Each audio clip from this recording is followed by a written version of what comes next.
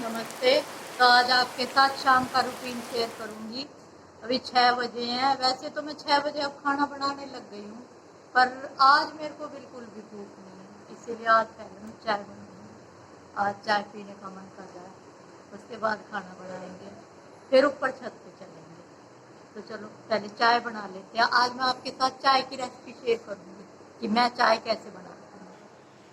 और सौंफ डाल ली है, अब हम इसको अच्छी तरह बॉईल करेंगे। मैंने अभी अदरक डालना चाय में स्टार्ट नहीं किया है, क्योंकि गर्मियों में मैं अदरक डालना छोड़ देती हूँ, क्योंकि अदरक कहते हैं गर्म रहती है, इसलिए मैं सौंफ डालती हूँ। अब हम इसमें चाय पत्ती डाल देंगे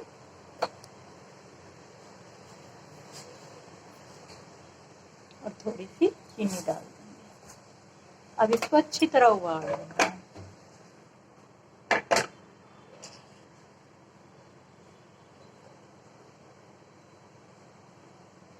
ये देखिए, अब चाय अच्छी तरह उबल गई है और अब इसमें दूध डाल दूंगी।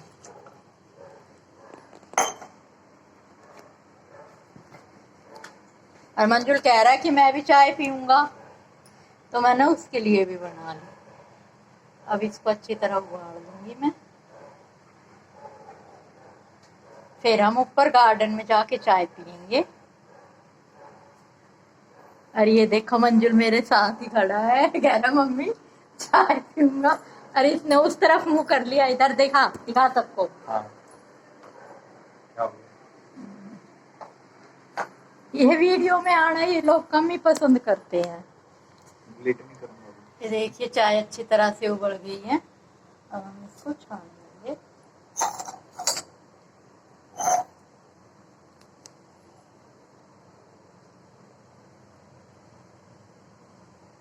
मैं तो ऐसी कड़क चाय पीती हूँ। आप मेरे को बताना, आप लोग कैसे चाय पीते हो।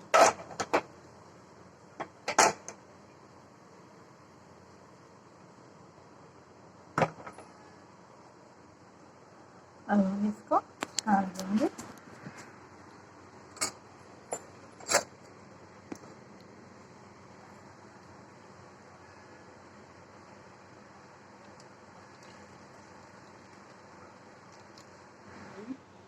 मैं हमेशा ग्लास में ही चाय पीती हूँ, मेरे को अच्छी लगती है गिलास में।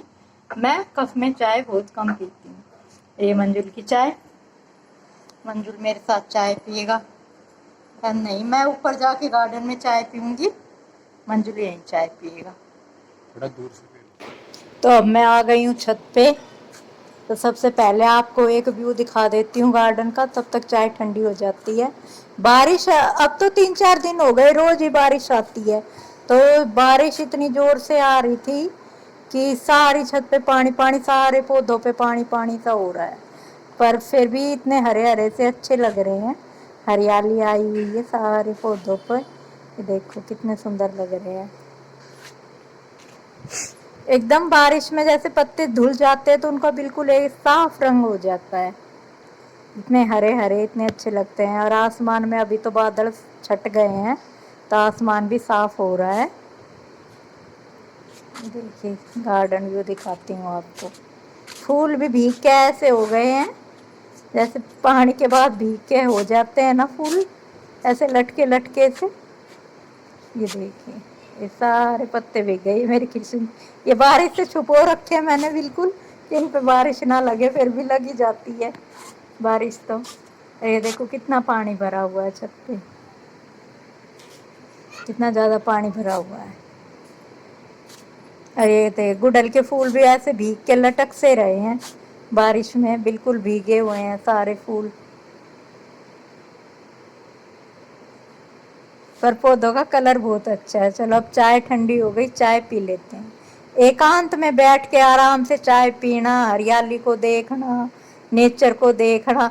अगर आप ऐसे कुछ देर एकांत में बैठते हो तो आपको मतलब इतनी क्या बताऊं, शांति सी महसूस होती है कि ना पूछे। आप अपने बारे में सोच सकते हो, आप जो आपके काम है उनके बारे में सोच सकते हो। एकांत में कुछ समय जरूर बिताना चाहिए हर एक इंसान को, मैं तो यही कहूँगी। जैसे भी आपको जहाँ भी अच्छा लगता है, गार्डन में अच्छा लगता है या अपने रूम में अच्छा लगता है, कोई ऐसी जगह हो जो आपको बहुत अच्छी लगती हो, वहां पर कुछ देर अकेले जरूर बैठा करो। तो मैं तो अब चाय इंजॉय कर रही हूँ अपनी, और अपने गार्डन को इंजॉय कर रही हूँ।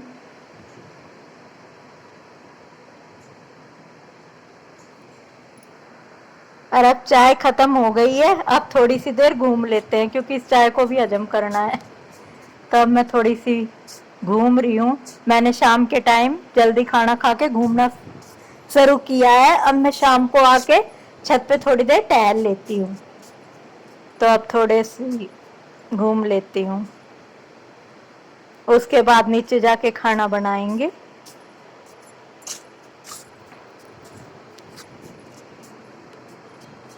थोड़ी सी वॉक कर लेने से है ना, सारा शरीर ऐसे ठीक सा हो जाता है। ज्यादा तो खैर नहीं हो पाती, पर थोड़ा सा तो मैं टहल ही लेती। तो अब मेरी सुबह की पूजा हो रही है, और अब जैसे गणेश उत्सव चल रहा है तो मैं आपको गणपति जी के बारे में कुछ बातें बताऊंगी। अभी पूजा कर लेती हूँ, फिर मैं आपको गणपति जी के बारे में कुछ बातें बताऊंगी कि हम गणेश चतुर्थी मनाते हैं तो गणेश जी से हमें क्या क्या शिक्षा मिलती है।